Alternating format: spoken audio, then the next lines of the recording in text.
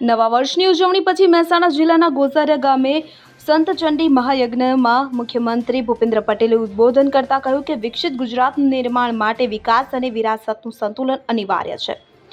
ઉમિયા માતાજી મંદિર ટ્રસ્ટ અને સમસ્ત પાટીદાર સમાજના આયોજનમાં સહભાગી થઈને તેમણે સૌને નવા વર્ષની શુભેચ્છાઓ આપી. મુખ્યમંત્રીએ વડાપ્રધાન નરેન્દ્ર મોદીના મંત્ર વિકાસ કરવો છે પરંતુ વિરાસત જાળવીને નો ઉલ્લેખ કરતા જણાવ્યું કે આજ વિકસિત ભારતનો સાચો માર્ગ છે. યજ્ઞોના મહત્વ પર ભાર મૂકતા તેમણે કહ્યું કે ધર્મ સાથે વિજ્ઞાન હોય તો ગમે તે મુકામ પર પહોંચી શકાય.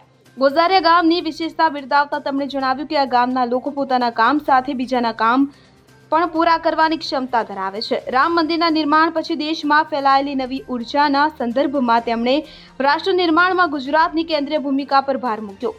વિકસિત ભારતનું લક્ષ્ય વિકસિત ગુજરાત દ્વારા જ સાકાર થશે તેમ કહીને તેમણે ગામે ગામ વિકાસ અને છેવાડાના દરેક વ્યક્તિને મુખ્ય પ્રવાહમાં લાવવાના સરકારી પ્રયાસોની વાત કરી. ઝોન વાઇઝ વાઇબ્રન્ટ કોન્ફરન્સની શરૂઆતનો ઉલ્લેખ કરતા તેમણે જણાવ્યું કે ઉત્તર ગુજરાત કોન્ફરન્સથી 3 લાખ કરોડથી વધુનું રોકાણ અને 1200થી વધુ MOU થયા છે. નવા વર્ષોમાં ગોઝારિયા ગામને નવા સંકલ્પો કરવા અને તે પૂરા થાય તેવી ઉમિયા માતાને પ્રાર્થના કરી. પ્રસંગે મહેસાણા લોકસભા સાંસદ હરિભાઈ પટેલે કહ્યું કે ધાર્મિક પ્રવૃત્તિઓથી નવી પેઢીમાં સંસ્કારોનું સિંચન થાય અને વિકાસમાં ધાર્મિકતાનો પણ સમાવેશ થાય. રાજ્યસભા સાંસદ મયંક નાયકે ટેકનોલોજી યુગમાં સનાતન ધર્મ તરફ પેઢી વળે તેવા આયોજનની પ્રશંસા કરીને ગામ વિકાસમાં સંકલ્પબદ્ધતા વ્યક્ત કરી અને મુખ્યમંત્રી ઉમિયા માતાના દર્શન કર્યા અને દાનદાતાઓને સન્માનિત કર્યા. આ પ્રસંગે મહેસાણાના ધારાસભ્ય Mukesh Patel, district bank chairman Vinodbhai Patel, collector SK Prajapati, trust અગ્રણીઓ અને હજારો ગ્રામજનો ઉપસ્થિત રહ્યા.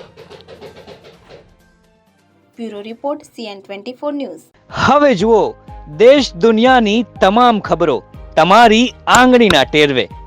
ઉઠાવો મોબાઈલ અને Google Play Store પરથી ડાઉનલોડ કરો અમારી CN24 ન્યૂઝ મોબાઈલ એપ.